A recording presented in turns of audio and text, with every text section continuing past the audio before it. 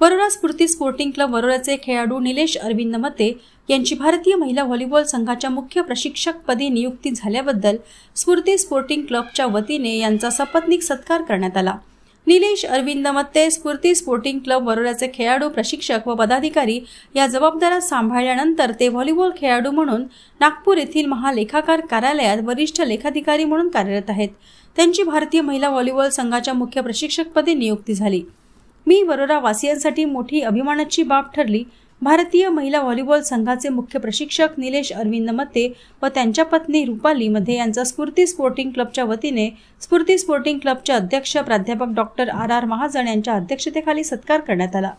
यावेळी मंचावर स्फूर्ती स्पोर्टिंग क्लबचे सचिव सुनील जवदंड उपस्थित होते। कार्यक्रमाचे संचालन प्राध्यापक प्रयाग ठाकरे यांनी केले, तर उपस्थितांचे आभार स्फूर्ती स्पोर्टिंग क्लबचे ज्येष्ठ पदाधिकारी प्रवीण किरटकर यांनी मानले। यावेळी स्फूर्ती स्पोर्टिंग क्लबचे खेळाडू पदाधिकारी कार्यकर्ते मोठ्या संख्येने उपस्थित होते। भारतीय महिला व्हॉलीबॉल संघाची सराव शिबिर गांधीनगर गुजरातमध्ये असून व्हिएतनाम या देशात आयोजित आंतरराष्ट्रीय व्हॉलीबॉल स्पर्धेत भारतीय महिला व्हॉलीबॉल संघ मुख्य प्रशिक्षक निलेश मते यांच्या मार्गदर्शनात सहभागी होणार आहे।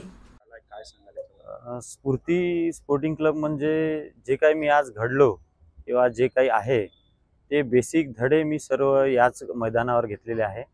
स्फूर्ती स्पोर्टिंग क्लबनी मला बेसिक पासून ते एक कॉम्पिटिशन व्हॉलीबॉल पर्यंतचं मला प्रशिक्षण दिलं आणि त्यानंतर मी आणि नोकरी पण मला याच व्हॉलीबॉल खेळामुळे लागली आणि या ग्राउंडवरच्या शिस्ती आणि संस्कारामुळे मी माझ्या आयुष्यासमोर वाटचाल करू शकलो। बाकी ठिकाणी आणि मी ज्या ठिकाणी समोर गेलो त्या ठिकाणी मी इथल्या मुलांना कसं प्रमोट करता येईल किंवा इथल्या मुलांसाठी जर मी समोर जाईल तर माझ्या मागून येणारी पिढी त्या मार्गावरती किंवा त्या स्थानावरती पोहोचू शकेल। या मागचा माझं जेव्हा समोर किंवा व्हॉलीबॉल क्षेत्रात काम करण्याचा तो एक हेतू आहे की मी समोर गेलो तर मागची पण पिढी त्या याच्यात समोर जातील। हा मागचा उद्देश आहे माझा। तुम्ही आता म्हटलं की या नियुक्ती झाली या ठिकाणी संधी म्हणून पाहता की आव्हान म्हणून पाहता? ते संधी पण आहे, संधीसोबत ते आव्हान पण आहे। एक नवीन कार्यक्षेत्र आहे, नवीन चॅलेंजेस राहील, तिथे एक मोठी टीम मिळेल, त्या टीमला ट्रेन करणे, त्या टीमला कॉम्पिटिशनसाठी तयार करणे हे एक आव्हान आहे, पण तेही शिकण्यासारखं आहे। अशा स्पर्धा असे हे अपॉर्च्युनिटी कमी मिळतात आणि हे आव्हान मी व्यवस्थित हँडल करू शकेल असा मला विश्वास आहे। एवढ्या सर्व लोकांचे माझ्यासोबत आशीर्वाद आहे आणि हे मोठं चॅलेंज असलं तरी मी व्यवस्थित ते हँडल करू शकेल असं मला वाटतं। काय याच्यात कितपत कसा फरक जाणवतो? आता आज 12-13ला ज्या ट्रायल्स गांधीनगरमध्ये अनाऊन्स झाल्या आहेत त्यात पूर्ण देशातनं मुली येतील। पूर्ण चांगल्या ज्या चांगल्या मुली म्हणा 200-300 मुली जे काही आता त्या तिथे नॉमिनेशन्स आले असतील त्यांच्या 2 दिवस ट्रायल्स चालतील।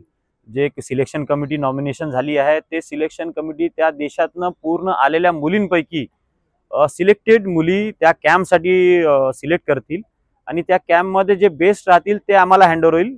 मी हेड कोच म्हणून आणि माझ्यासोबत 3 असिस्टंट कोच आणखी आहे जे भारतातनं आहे, एक केरळाचे आहे आणि एक रायपूरचे आहे। त्यांचे आले आहे नाव। माझं सर्वात पहिले माझं नाव अनाऊन्स झालं होतं हेड कोच म्हणून, त्याच्यानंतर बाकीचे नॉमिनेशन्स आता क्लिअर झालेले आहे।